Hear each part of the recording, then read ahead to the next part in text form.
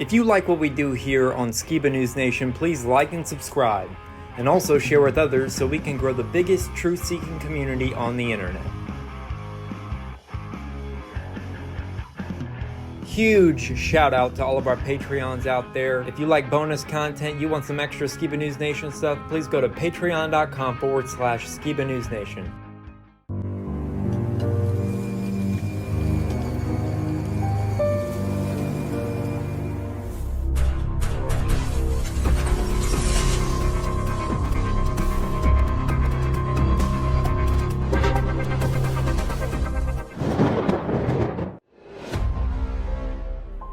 Welcome to Skiba News Nation, bringing you unfiltered views, news, interviews, discussions, and more.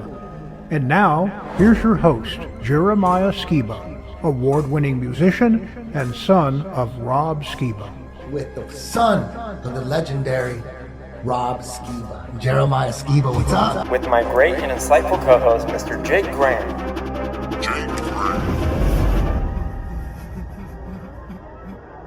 It's like I don't even want to wake up.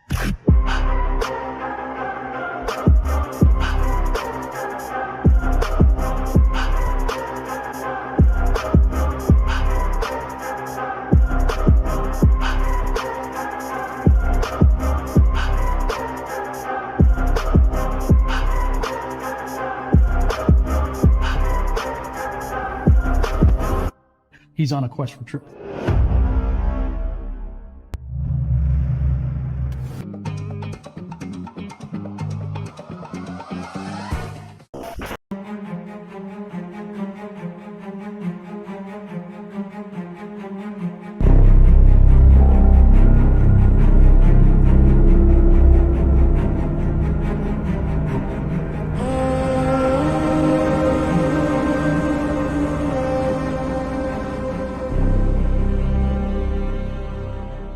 Hey, Skiba News Nation family, we have a very special guest with us today, Jacob from JacobsRE-GENEration. Welcome to Skiba News Nation, and how are you doing?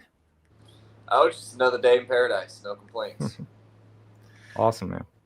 Where is paradise for you? Where are you located? I see your videos are in a tropical area. Right. We're actually in Puerto Rico right now. Nice. Very cool. Where are you guys located? Texas? I'm from Texas, yeah. Dallas. Right. Yeah, Jeremiah's in Texas, and I'm in southern Missouri currently. Gotta love Missouri. Oh, yeah. Intelligent, truthful people in this area of the country, for sure. I've heard it's a very centralized location. Yeah. For sure. So can you tell our audience who may not know who you are a little bit about yourself?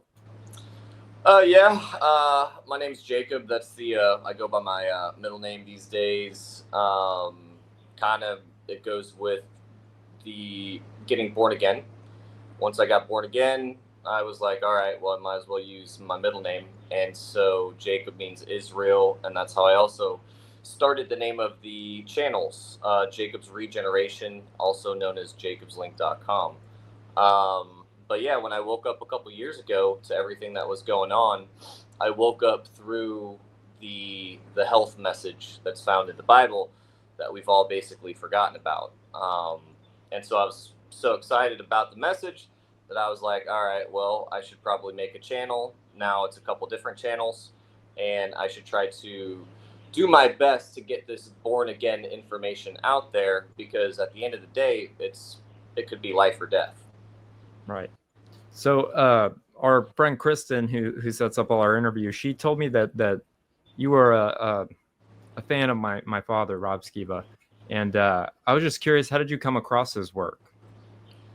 YouTube. I guess it started with Mr. Skiba, kind of looking into the Nephilim, and that was like 3 or 4 years ago, and that was kind of around the same time that I was looking into the Torah and looking into the true instructions, the true meaning, of the Bible and everything like that. After studying the Torah since 2010, we shouldn't read one sentence Paul wrote until we understand thoroughly what he read.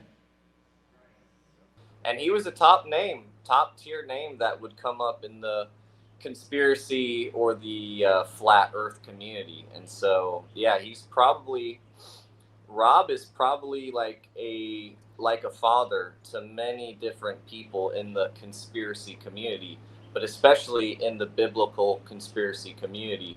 He's definitely made a huge impact in this environment and world. Yeah, it's so awesome hearing people's stories. I mean, like, I get a message every day telling me how much my dad meant to them, and I was like, oh, I'm not worthy to be a son, you know. Everybody else wishes he was their dad. So. Right. Well, I'm sure he had an impact on you. I mean, he's got absolutely. you here today. You know what I mean? So. Yep, that's what this channel started from, was his legacy. For sure. When I heard about the way that he passed, something about hearing that story kind of like lit a little bit of inspiration inside of me. And, you know, I think I used that in a video, you know, trying to tell people, hey, instead of going to the hospital, right, because we know the third leading cause of early death in the world basically equals doctors and surgeries and things like that. Instead of going to the hospital, why don't we take the biblical route so that we can avoid the negative consequences? Because they have a saying, once you go to the hospital, you don't leave. And if you do leave the hospital, it's a miracle to have been able to have gotten out of that situation or away from the white coats or the doctors, which, you know, at the end of the day, we don't hate on them, but they are the third leading cause of early death. And very few people are actually talking about alternative solutions, let alone biblical solutions. But the Bible is very clear at the end of the day, no disease will I place upon those who listen or follow the instructions, Exodus 15:26. Then it even says, depending on the translation, I will cure you or I will heal you, Jeremiah 33:6. And so there's a simple instruction guide, plan, or manual in the Bible where, as long as, if we were to know how to follow this information, the people, as well as the future generations, they wouldn't be perishing away early from a lack of wisdom, because the Bible is very clear as to the promise of being disease-free, but we've been lied to basically by the pastors, the system, and the government, telling us, oh no, why don't you just come to the hospital, as opposed to taking the fasting and prayer approach or using the herbs that will be for the healing of the nations, right? Because when you combine the fasting with the herbs, you really can't get sick, especially when we're eating a clean, alkaline diet, or we're just eating clean in general. We really can't get sick, because the number one most important verse in the Bible, in my opinion, and you'll find the term worm, or where their worm never dies, repeated in the Old and the New Testament, as we've been taught, even though the Old and the New Testament, that terminology wasn't used till after the 1500s. But where their worm never dies, Mark 9:48 specifically for us, is the number one most important medical verse or scripture probably found in the Bible, because what that's telling us is that basically everybody has worms. And so the only way to get rid of worms is through fasting and through using the herbs and eating a clean diet. We would be able to avoid 9.9 out of 10 deaths if we were just able to learn or hear somebody who actually has this biblical message, or if we were to hear, oh, it's not cancer, or, oh, hey, it's not a breathing problem, it's not necessarily even autism, and it's not depression, right? It's really just a parasite, because the Bible was very clear at the end of the day, where their worms never die, Mark 9:48. So how to prevent that, and how to basically not have to suffer from the diseases that the rest of the world is suffering from, is a clear promise that's found in the Bible. And so being able to teach the people about that, and building upon each other's experiences, and line upon line, precept upon precept, that's really what it's all about when it comes to healing the body and getting the temple back together at one. Right on. Of course, I've been really excited to talk with you, Jacob. I've seen your content over the past couple months and do a lot of stuff that people don't often hear, but I definitely can kind of resonate with the truth you're bringing to the table. It personally is really important to me. I have family members now who have been diagnosed with sudden epileptic fits, and they're having seizures, and their whole life they've never struggled with these things, and have come face to face with the hook that is the medical kind of machine that's designed to treat symptoms and not treat the root of the problem. And I see a lot of what you like to deal with is addressing the root of the problem, which gives people freedom, and it doesn't create slaves, which is, it seems like what the system right now is intended to do, especially when you look at how modern medicine, it's these synthesized chemicals that strip the body's ability to create its own, chemicals and stuff that actually would help people overcome their issues. And so not only does it, help cover up what the problem is, but it then causes further issues. So, I think it's really interesting. I did want to ask you specifically if you've had any people reach out to you regarding epilepsy, and what would you suggest to somebody who's found themselves to be medicine resistant? They're still having epileptic seizures or fits, and have you had anybody who's had struggles with that look into your health protocol and find a solution? Yeah, all the time. People who have had seizures, especially when they start to incorporate all of our protocols. But really, if somebody's having seizures or they're having epileptic episodes, using a low carb or a ketogenic style diet is pretty much going to be the number one best thing that they can do, because the low carb, the ketogenic, the carnivore, especially the carnivore style diet, helps to stimulate GABA. And people who are having seizures or epileptic episodes, their GABA is very low. And so if we can give them a diet where they can increase that GABA, which is the peace hormone neurotransmitter chemical that basically controls all the other neurotransmitters in the body and our hormones majorly, pretty much more than anything else. It's what also gets stimulated when we go to the gym, and then when we consume salt, or the magnesium inside that salt helps to stimulate GABA.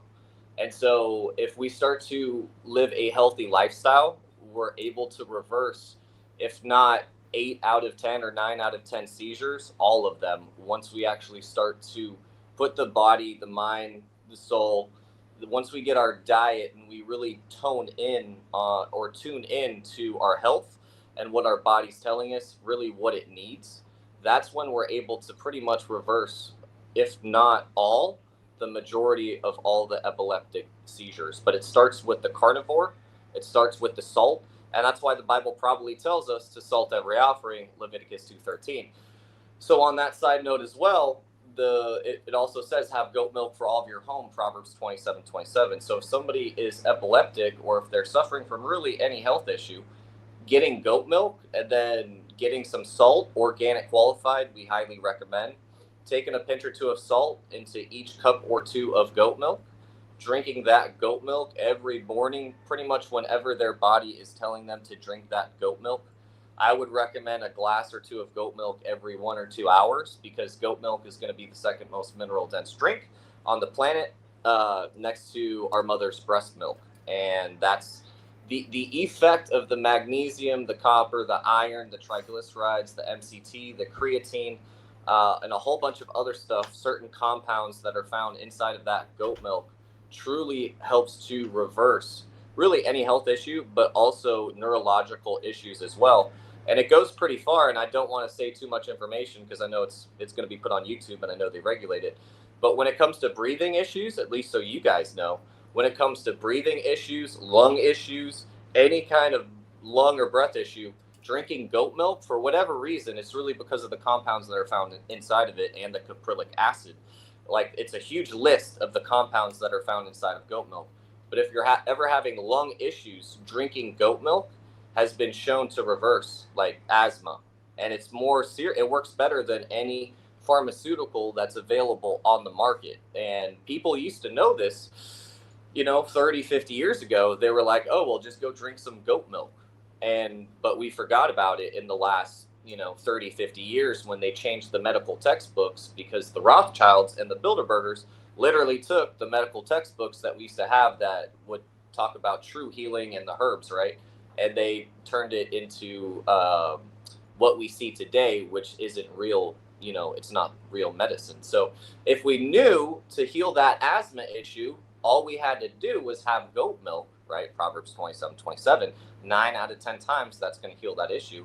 And it also helps to prevent a good majority of all seizures, because the seizures really also stem from a severe mineral deficiency. Because if the salt has lost its flavor, or if we become magnesium deficient, and 9 out of 10 people are magnesium deficient because we're not putting salt on every offering or with every meal, well, then we're going to run into all different kinds of health issues. One of them being low GABA, which causes the seizures or the epileptic episodes. But also, even if we're magnesium deficient, we're going to be suffering from like tooth issues, cavities, hair loss, skin issues, right? The list goes on and on. And so that's why the blueprint was given to Moses on the mountain, and it was pretty clear on what to eat, how to eat, and the simple instructions on how to, live life.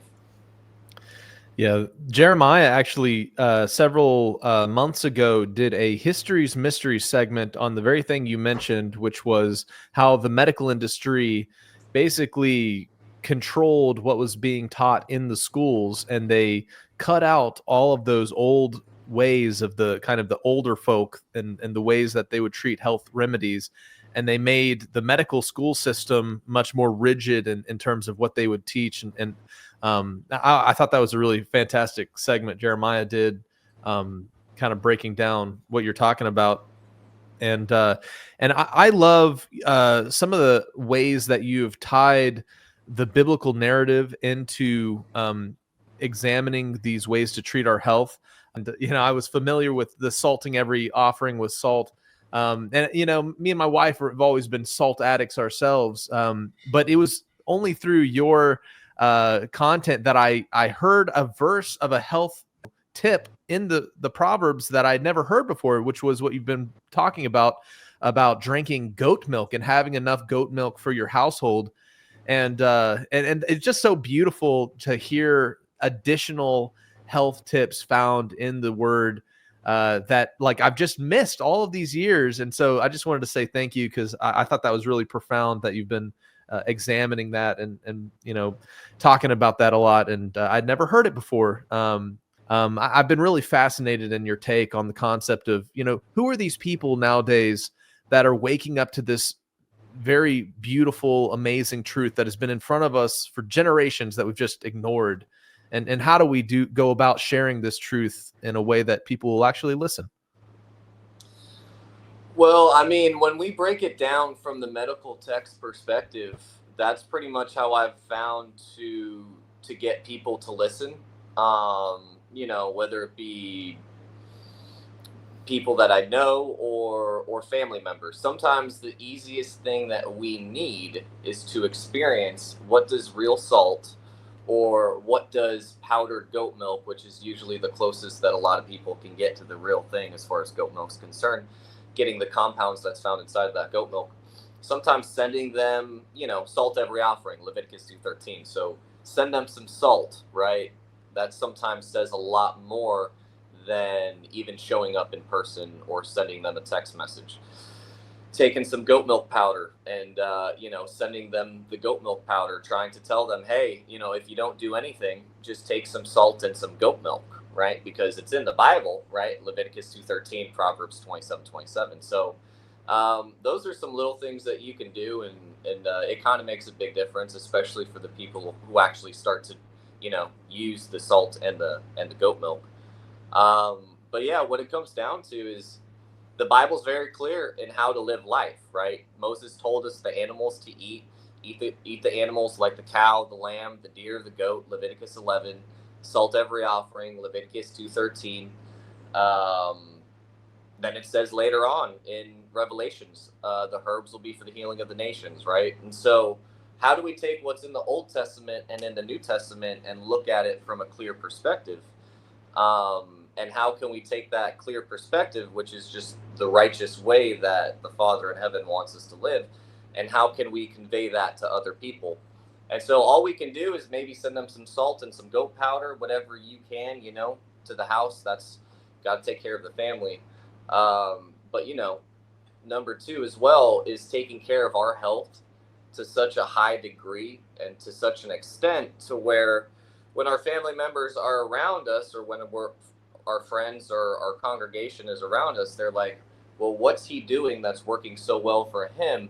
And my child's sick all the time, but how come his kids are never getting sick? Oh my gosh, why are they drinking goat milk all the time? And how come they're using 5 or 10 grams worth of salt every day? This is insane, but they're the healthiest people I've ever met. And sometimes real health starts with just those two things, right? So that's really all we can do, is try to show people to lead by example as much as possible, and then just try to bless them. If they don't want to hear the truth, you said the truth once or twice, your hands are kind of clean at that point. All you can do is pull back, but still be there at the same time. So it's kind of like King Solomon said, a time to embrace and a time not to embrace. But if not all the time, we should be doing our best to embracing the scriptures, getting as close to the original source and the original source of food and drink that the Creator wants us to have. And as long as we do that, we really can't fail. And even if our families don't follow us, the people who are in our communities, they're going to see us and they're going to follow us. And together we're able to actually get closer towards the truth. But at least we did our best to set the standard to show other people and our own family members as well, of course, hey, this is the way. All we got to do is follow the word. Yeah, it's definitely a tough topic. Whether it's biblical truths that we're trying to bring to people that have been indoctrinated in a certain system of thinking regarding, denominational theology and different things like that, or treating health. It's always tough trying to share truth in love, and when they don't accept it, like oftentimes people very quickly burn bridges. And I think I really like what you said about, it's important that even if they don't listen, that we stick around, and at least we've attempted, and then you can become an example just through your life. Another thing I wanted to talk to you about, which I find very fascinating. I also have a love for etymology and the semantics of just the English language, and I find you touch on that quite frequently, and just the day-to-day videos you're making, and breaking down words and the hidden things within the things that we say.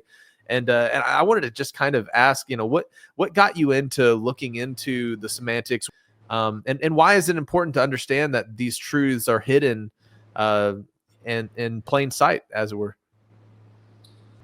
I mean, to be honest, man, this entire journey, right?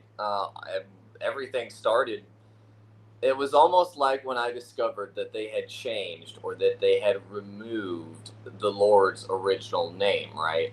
When I heard that, at first I was in such shock and disbelief. So anyways, that set me out on a very deep rabbit hole where I had to figure out, okay, well, what really is the truth? Because if you can change the name of the Creator, well, what else can you really change? And so it's very clear in the Bible that they're gonna do their best to remove and to change times and laws. And so times, laws, and names. And so it goes pretty deep, even them just changing history in general. And so that was almost like something that really, I can't say that I would be here completely today with the channels if it wasn't for the YHWH, if it wasn't for as some would call Yahweh or Yahuwah or Yahweh.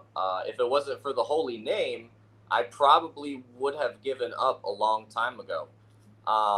And so it goes pretty deep, because it was the holy name that allowed me to be able to see the health perspective.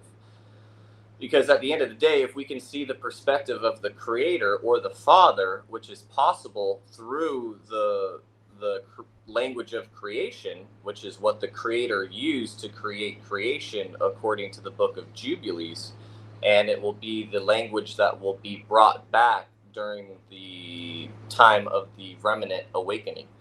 And so now more than ever, really, you've probably seen more people coming back to the Hebrew.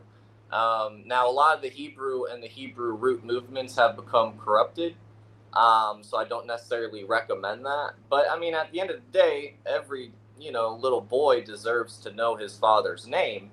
And it was that name that allowed me to take that perspective when I started to learn the Aleph bait, or the Alav and the bait, where we get our alphabet from, because our alphabet doesn't come from the Greek, it comes from the Hebrew, right? And so when we learn the father's perspective, we also learn that he says, I'm going to heal you, but in order for me to heal you, I need you to follow my instructions. And really, at the end of the day, command is a bad interpretation of the Torah or the commandments. It really, Torah or commands, more accurate of a translation equals instructions. So as long as you follow my instructions and you follow my original way and you eat original food that's correctly sourced from the original source, I can't put any disease on you because you're following my regenerative law. And so when we step into that perspective, we're like, oh, well, I've got to do something about what's going on here, because the people are perishing from a lack of being able to understand the truth. Because at the end of the day, in the Hebrew, the Father equals the truth, which equals the Lord, which equals what we have all forgotten about. And that was the purpose of Messiah, or Yeshua, was to come back and to teach us, hey, this is the truth, and we have to follow the truth. And if we follow the truth, we're going to be set free from a lot of our own issues, but also we can become grafted in to being dis-ease free. And just because the rest of the world or Egypt is sick, it doesn't mean that I have to be sick, and it doesn't mean that my family has to follow in that same direction or pattern. And so that thought process all stemmed from when I figured out, oh, well, they took out the YHWH and they replaced it with GOD. And then you start to read some of these removed books, and then you figure out that Gabriel was in the garden in the book of Enoch, and that's where we get the name God from, is from Gadriel, who was the one responsible for causing Eve to fall. And so when we read these holy books, and then when we start to understand the corporation of America, and in GOD, all capitals, we trust, and then we look at how they have changed the truth, how essentially the government was able to whore out the truth. And then we're like, okay, well, this is a big message. If they can change one thing, that means that they can change this thing and that thing, and then they can tax us more than Pharaoh taxed the Hebrews, because Pharaoh was taxing the Hebrews like 20%, something like that. Most people are paying more than 20% tax in America for the most part, depending on, how much money you make. So when we understand that if they can change a man's name, or if they can change somebody's Shem, right? That's where we get the term Hashem, or name, or also known as authority. If they can change his name, they can change the authority. And so how can I have the full authority if I don't know the authorship or the perspective of my Father in heaven?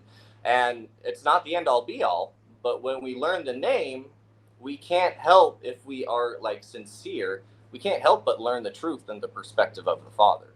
And so that's the importance of understanding the etymology, is it truly sets us free from a lot of the dis-ease that we had been suffering from, or that even our families had been suffering from in the past. I mean, the Bible's very clear. Like, there's nothing that's more important or nothing that's more set apart than my name. And it's my name that will also bless and curse you. And if we follow that name with a sincere heart, not like a Pharisee, our families and our future generations, they become blessed more than anybody else.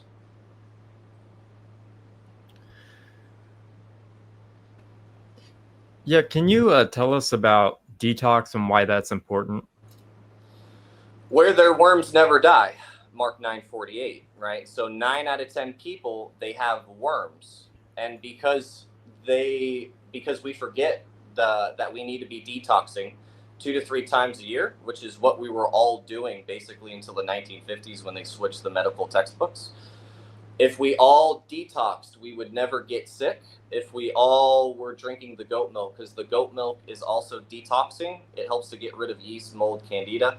If we were all using the herbs that will be for the healing of the nations, on a regular basis, we would not allow, or no disease would be able to live inside of our stomach, right? So as long as we mitigate or we keep these worms at bay, and that's why, is it Job that says, I am a worm, or King David says, I'm a worm or a reproach amongst man. And then in Job, he basically says that man is a worm.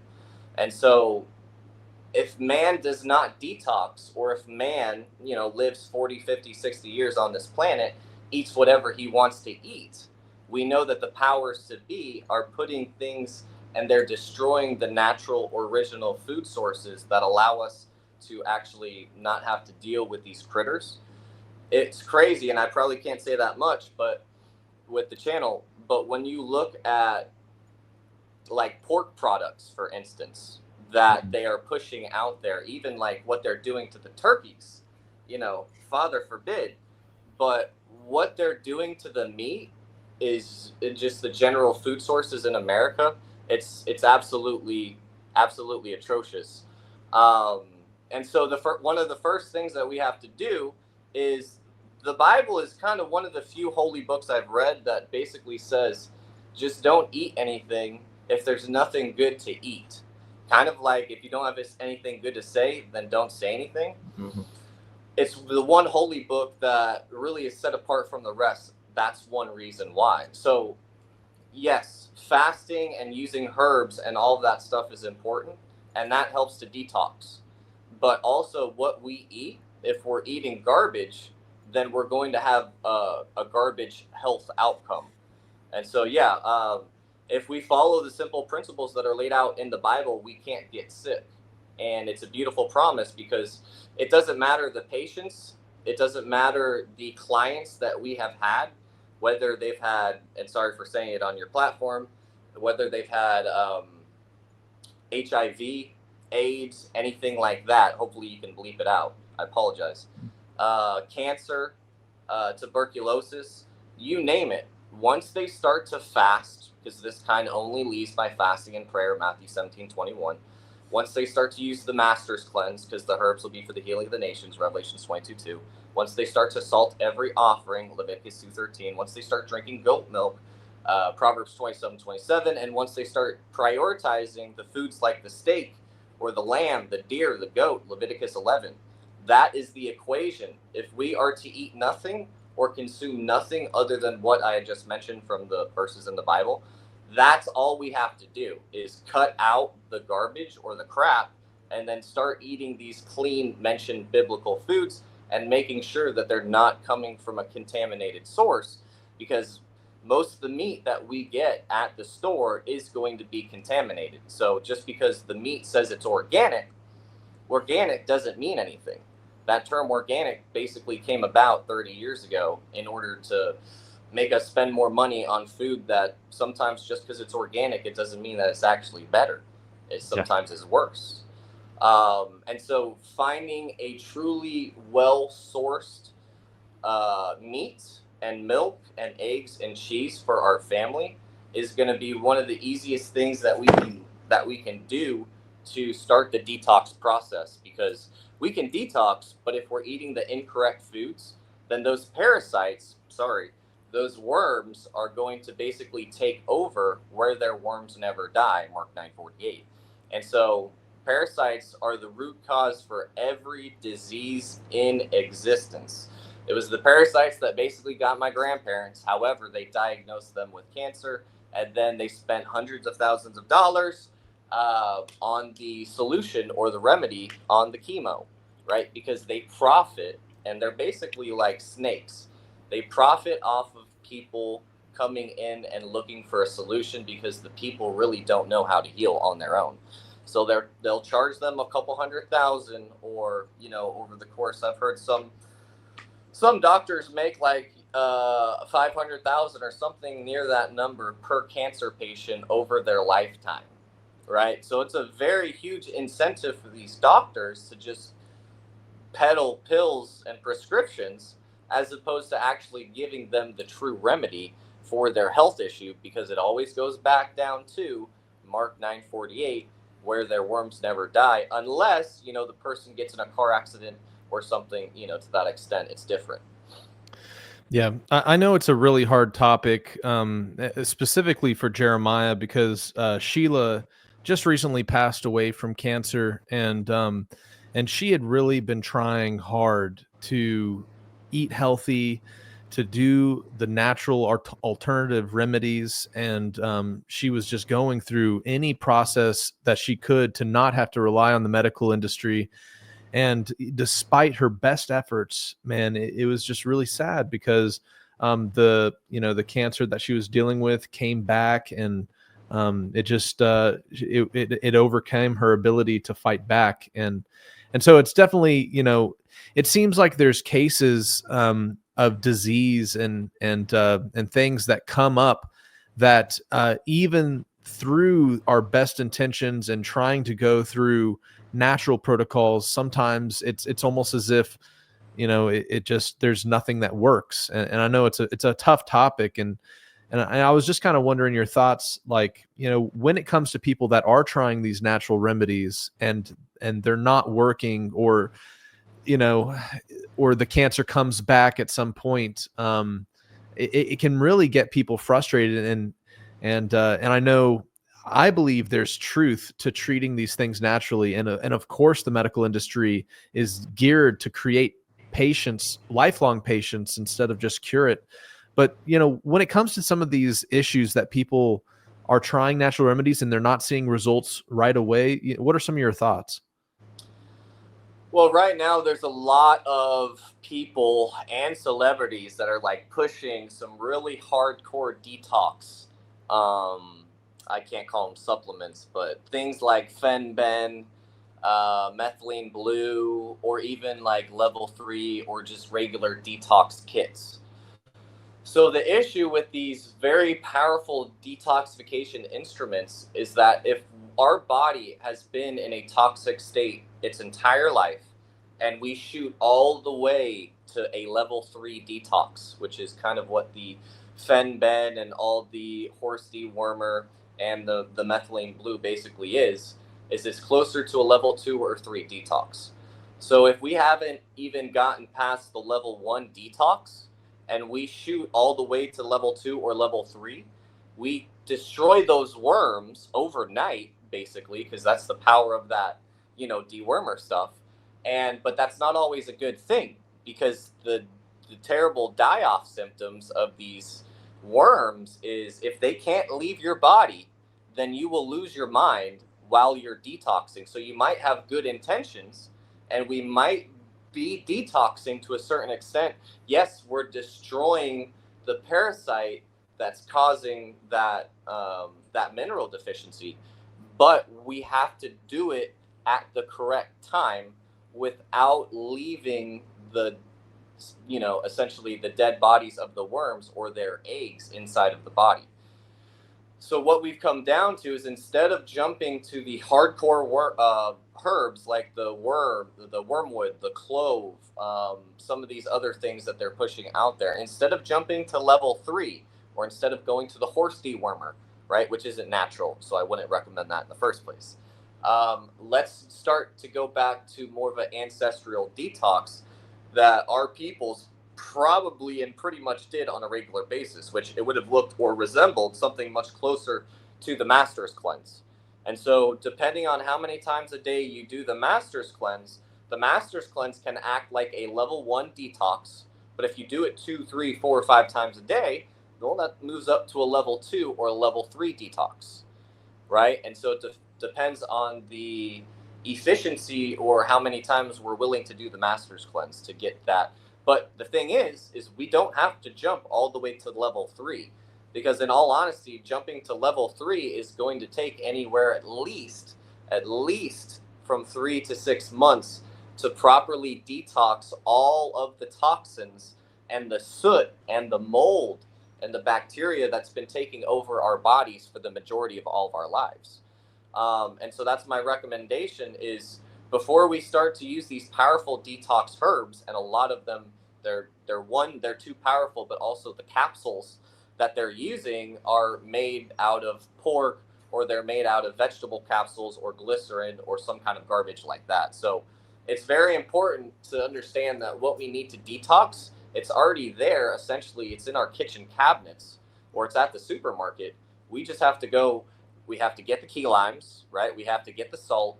We have to get the cayenne pepper and the coconut or the olive oil. But most people will have at least 2 or 3 of those ingredients lying around in their kitchen. And it's also going to be the easiest cleanse to get, because you can get that cleanse by the end of the day if you just go to the store and you get the ingredients, as opposed to wait for this company to ship the herbs or the ivermectin, whatever the case may be. So that's my recommendation, is don't jump to level 3. Start with level 1, and that's going to be half of a key lime, a pinch or 2 of salt, a 1/16 of a teaspoon of cayenne pepper, and however much coconut or olive oil that person can handle. Put it in a shot glass or whatever they want to do, and drink that every morning at least once a day on a fasted stomach. So you do the master's cleanse plus fasting 12 to 24 hours a day, and you're going to get way more from fasting 12 to 24 hours a day consistently plus the master's cleanse than you will from, oh, I got to fast 3 days, or I got to fast for 2 weeks, and then you get back into your regular, like, old habits, right? When we start to do 1 meal a day, or we start to eat between 10 o'clock and 4 o'clock and prioritize the proper foods, it's very difficult to fall back into those bad protocols or habits that we were once following. And so that's my recommendation is, and a lot of people don't know that the later we eat, the more we feed that parasitical growth, or let me rephrase that, the more likely we are to feed the parasites in our gut the later we eat. And that's why we want to start eating our food. We really want to finish that last bite of solid food by 3 o'clock or 4 o'clock, because our digestive enzymes in our gut, they start to go down when the sun starts to go down. And those enzymes basically are defense mechanisms that help to absorb our food so that we don't have to worry so much about having these parasites, run and control our body.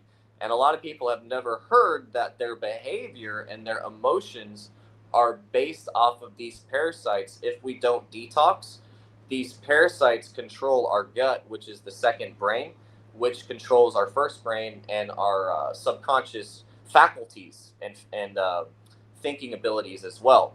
And so it's also important to understand that essentially these parasites, they go back to essentially they're like demons, because it's a low guttural or a gut vibration that they hang out in, and all disease starts in the gut, right? According to the founder of modern day medicine, Hippocrates.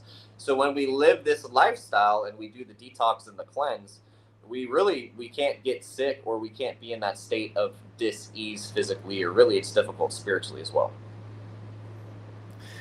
Yeah, I saw recently that people can do an alcohol stool test to see if they're infested with parasites, where they'll, pour alcohol into their stool and just wait a second, and then all of these bugs and critters will come flying out of there.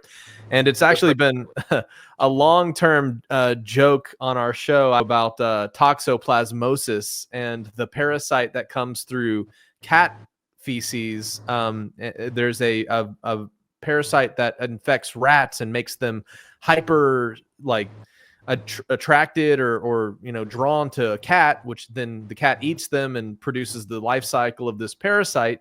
And there's been another reason why pregnant women should never change the cat litter.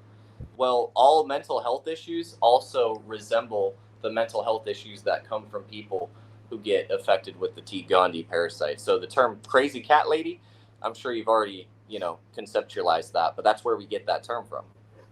Yeah, I think that's an interesting what you just said was very interesting. But I'm a proud father of 3 beautiful cats, but I've also heard that there are so many scientific, like they've done a bunch of tests on the purr frequency. When they purr and they're Oh, yeah. on you, it can actually heal. It has like healing properties. So it's kind of like, that they have some good and they have some bad. I mean, it's just like every animal. And so it's kind of like why the Bible tells us not to eat the pig or the swine or the lobster or the shrimp, is because these animals have a specific function in the animal kingdom to take care of that community or that culture or that microbiota in that community, but sometimes it's meant to be outside of the house. So it's kind of like the same reason, and some people do it. I'm not really angry that they're doing it, but what people bring pigs into the house, right? So it's the same thing. And again, it goes to any animal, but we know that the cat, the rat, and the swine are the 3 filthiest animals basically in existence because of the transference of the bacteria. And I'm not saying that cats are always dirty, but their DNA is created to take care of certain animals that are in our, vicinity.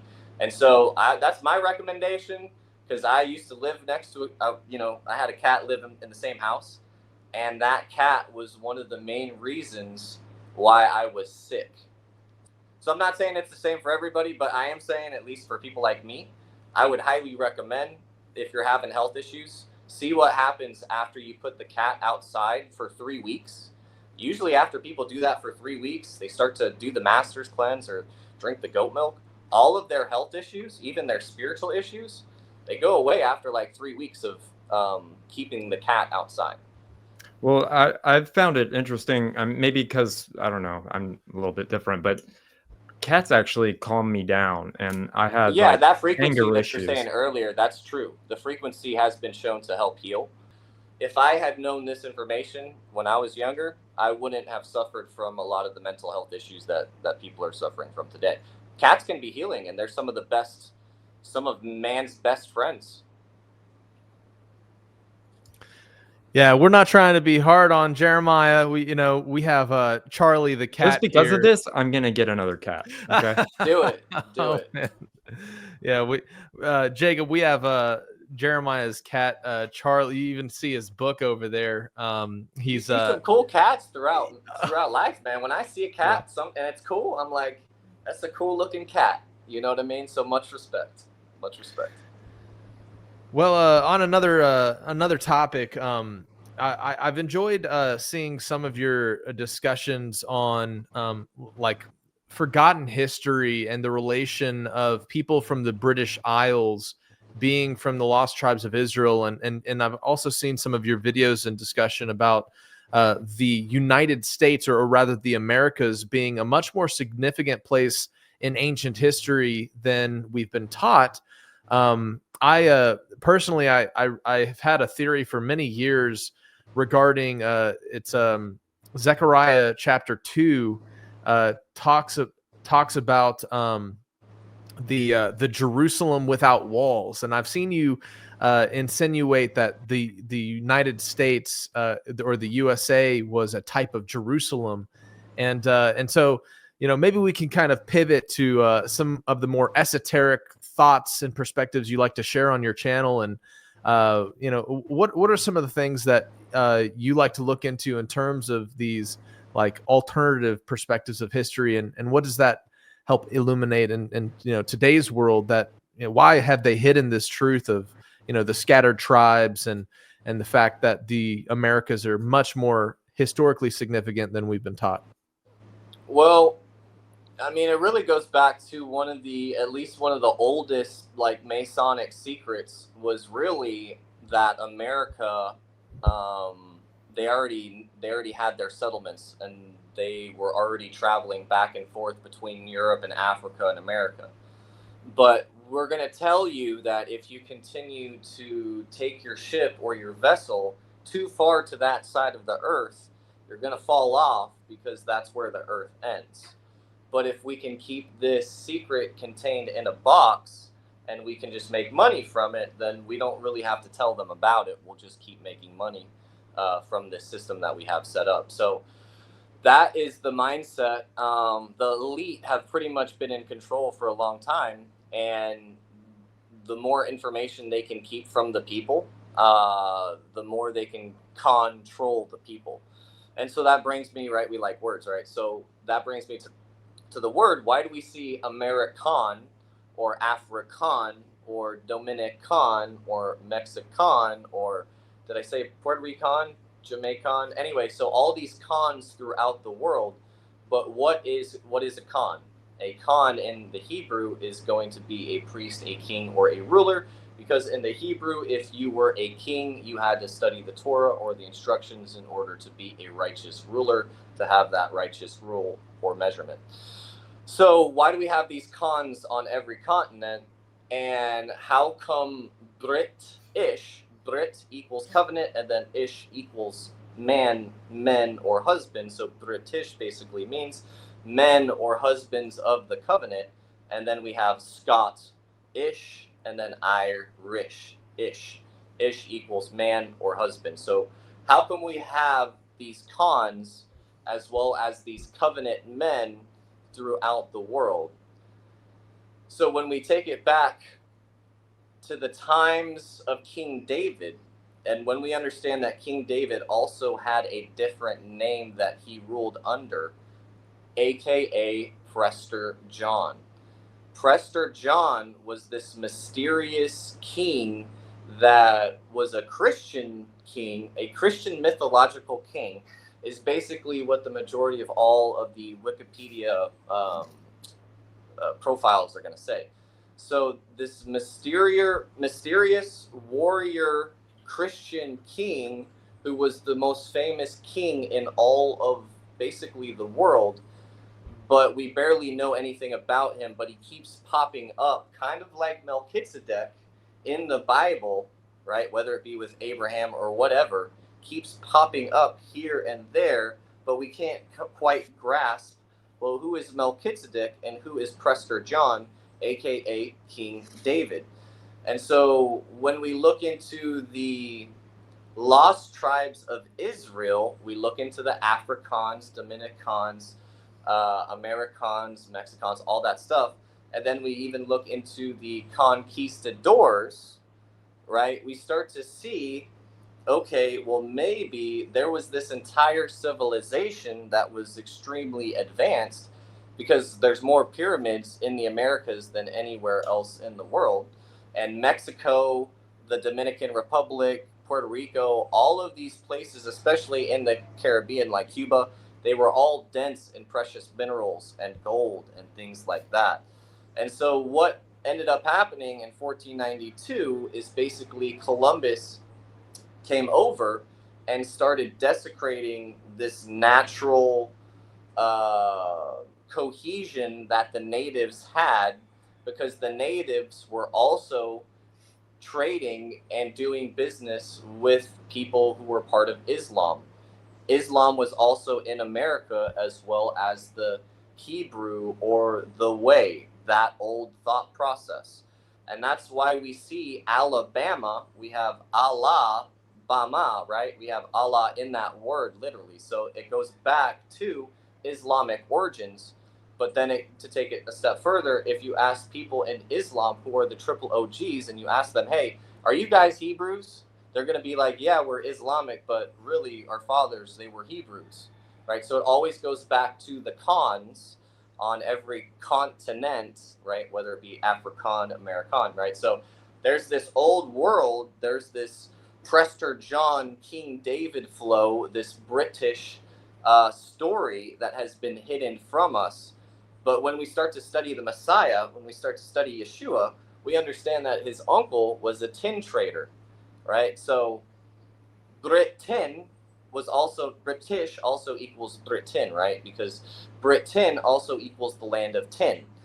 And Yeshua's uncle was a tin trader. And so he would go to Britain and he would trade, right? So he probably brought Yeshua with him once or twice. So that opens the door also as well for us to think, okay, well, maybe Yeshua wasn't just hanging out in India, doing all those things with the yogis and the mystics. Maybe Yeshua was in Britain with his uncle, and maybe that's why we have a British or covenant men in that area of the world. But this is a story that has been hidden and changed. And the same reason why they removed, I think it's the 23rd book of Acts. It's called the Missing Book of Acts, if you want to look into it. Anyways, it talks about how Paul, or Shaul, he traveled all the way to Spain as well.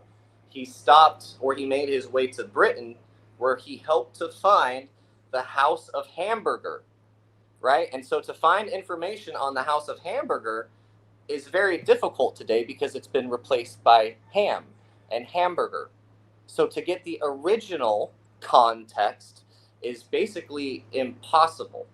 And so it goes pretty deep, because people who are of Celtic origin, who actually know their ancestry as well, not Celtic, that's not correct, but of that origin in the UK, they will tell you, yes, we are the sons of Noah. Noah was actually one of our great grandfathers, so to speak. But you have to speak with the people who actually know their true history, because when you take a look not only at our alphabet and how our alphabet comes from the Alav and the Beit, or the Aleph and the Beit in the Hebrew, but when you look at the Gaelic, it's the exact same thing. When you take a look at their alphabet, it's Hebrew. And all of these scripts, whether it be Canaanite or Phoenician, it all goes back to the Paleo-Hebrew. The modern-day Hebrew, it's not the same Hebrew or the language of creation. And that's why learning the Paleo-Hebrew allows us to see that these natives, they were writing in their native tongue, which had the Hebraic thought process imprinted in their tongue and their writing styles the entire time. So that's why we see the Los Lunas stones in New Mexico, and then the Decalogue stones in Ohio. And people thought originally that that the Decalogue stones, that they were nothing, but there's literally a picture of a man. Some say that it's Moses or Moshe, and then there's the 10 Commandments, right? So there's this code of law, or there's this code of ethics. Americans, Dominicans, Mexicans, Puerto Ricans, all of these cons had this code, or this Torah, this 10 Commandments. It's almost like the book of Eli with Denzel. They had this book, they had this instruction manual, which is also a common law modern day manual, but we forgot about it. We forgot because we've been lied to. For a long time, I've been examining a riddle that's mentioned in the book of Ezekiel, chapter 17. And I wanted to put it forward to you if you hadn't considered it yet. But there's language in this chapter 17 of Ezekiel that is the riddle. It literally starts off discussing as it's a riddle of the tender shoots. And these tender shoots are transplanted throughout history to different locations. And one of the locations that the tender shoot is transplanted is originally from where the cedars of Lebanon are. And that tender shoot is transplanted to a place by many great waters. And then that tender shoot grows into a tree of spreading vines that stretch across the earth. And my personal interpretation of that riddle is an association with the British Empire and the spread of kind of the British Commonwealth and the people that were then represented there in the British Isles being a tender shoot, and there's a lot of interesting stuff that has been uncovered kind of in recent scholarly discourse about the remnant of the early Christian church going to the British Isles, Joseph of Arimathea, bringing Mary, the mother of Yeshua, to the British Isles. Then you have the older lore of the daughter of Zedekiah and Jeremiah the prophet escaping. And then from that, in the riddle, it says that place has another tender shoot that's cropped off and transplanted in another place by many great waters. And then that place grows into this giant tree. And I see parallels there with the immigration, escaping religious persecution from Europe, coming over, the Puritans and such coming over to the Americas. But I digress. We could go probably all day talking biblical topics. And I did have one final kind of question that I wanted to ask you about. And feel free to respond to what I said if you wanted to. But I know we could go. Something that will put everybody on game is to look into, because those tender twigs, and then Tia Teffy being one of those twigs being transplanted and then marrying into the Irish kingship and establishing King David's bloodline, it's definitely well worth looking into Jeremiah or Ola Fola, something more like that, in Ireland, because Jeremiah's grave, and again, you have to know the locals basically to get the information. Jeremiah's grave is in Ireland, right? So if somebody wants to go there, right, and we might have to do a missions trip one day, but if somebody wants to go to see Jeremiah's grave, they just have to go to, it's in Ireland, not Scotland. So that option is available for people who are trying to really get down to the truth. And we also have a lot of that information that you were talking about available at JacobsLink.com. It's going to be under the free Scottish history resources tab in the middle, and that will really help shine a lot of light. There's just a lot of information that will help to prove that these tender twigs, basically Israel, the true Israel, or the authority or the kingship of David, was never thoroughly destroyed. They can't destroy it. So now it still exists. It's just a matter of discovering who we are and who our community is, because we probably know at least one or two people that have royal blood. Yeah, it's a fascinating topic, especially with our line of work, interviewing conspiracy, theory people and researchers. We just recently talked to a gentleman named Gary Wayne, who's an expert on bloodlines of the occult. And I know even the dark side of the Illuminati and all such are trying to draw from these sacred bloodlines to put themselves into power. So, is there anything pressing to you that you really feel like it would be important for people to look into that we haven't covered today already? Anything that you've been looking into that strikes you as a profound truth, or something that current events or anything coming in the future that you would like to talk about before we wrap up today? I mean, I would say just don't get caught up in the whole third temple discussion or debate, or the whole Antichrist is necessarily, we have the Mahdi, for instance, right? Don't get caught up in that information, but get caught up in, okay, this is what the Lord actually wants me to do.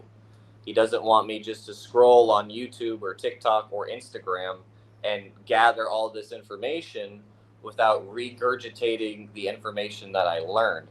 If I learn this information, but I don't share it or give it accordingly, then that information that I learn, it's not going to do me any good. So I would say is just don't get derailed in the detail, because the detail is what the PSYOP is. It's what they are pushing for the most part on our FYP page. So as long as you stay rooted, seek first the kingdom. Hey, personally, I try not to use my phone till after 10 o'clock a.m. every day. That way I'm able to reset my circadian rhythm. If you use your phone first thing in the morning, messes up your serotonin, dopamine, and it's very difficult to have a clear state of mind. So first thing to do in the morning is not pick up your phone. Sit there in silence, get your red light set up, right? Even if you just go to Tractor Trailer Supply to get some red lights, that red light every morning is going to possibly save your life or help heal somebody in your family. And red light therapy is something I highly recommend. But first thing I would do every morning is Master's Cleanse, half of the key lime, a pinch or two of salt, a 1/16 of a teaspoon of cayenne pepper, and however much coconut or olive oil you can handle in a shot glass. I'd get outside, I'd get some sunlight, take off my shoes, get some grounding, try to move around for at least 10 or 20 minutes. And as long as I follow that routine and I wait to eat until after 9 or 10 o'clock every day, and I finish eating by 3 or 4 o'clock every day, and I take beef liver capsules after every meal, I will never get sick as long as I follow these simple protocols that my body is created to follow. Awesome, man. Well, I appreciate you sharing and sitting down with us, and it's been fun. But before we wrap up, can you tell our audience where they can find your social medias and all that, like your different usernames and all that? Yeah, for sure. If you go type in JacobsLink.com, you'll have the website that will have everything else, like all of the channels. But if you were to go to TikTok, Instagram, or even Facebook, and if you were to type in JacobsRE-GENEration or JacobsLink.com, all of my channels will pop up as well. I have like 4 or 5 different channels, so it's really up to you which ones you guys want to follow. Awesome. Well, I appreciate it again, and you're always welcome on Skiba News Nation. So, thank you for coming. Thanks for having me. It was great talking, man. Thanks for joining us. Definitely appreciate some of the things you've been sharing. For sure, man. Thanks for having me on.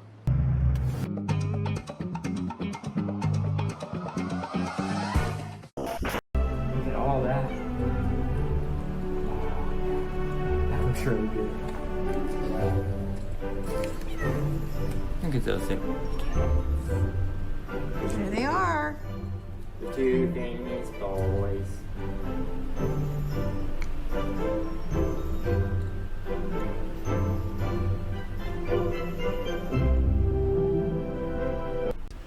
Don't forget to go and check out tribethegame.net. I have Tribe the Game First Edition game, and they're including the 4 warrior pawns that I have. Go to tribethegame.net, pick up one of those copies. You're helping fund the next bulk order of games, and appreciate you guys. So.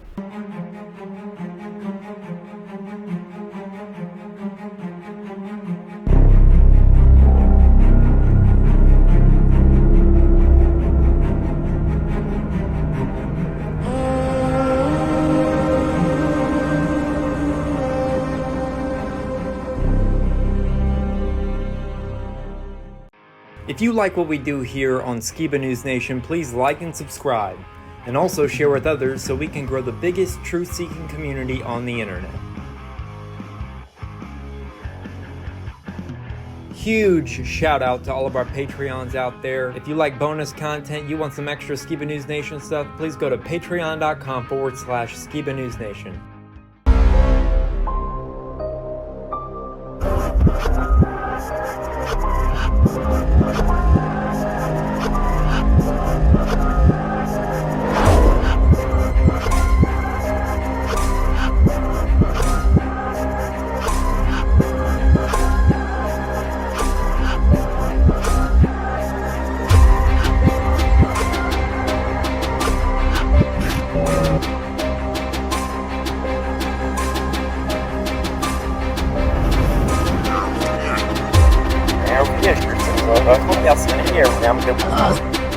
Son of the legendary Jeremiah Skiba.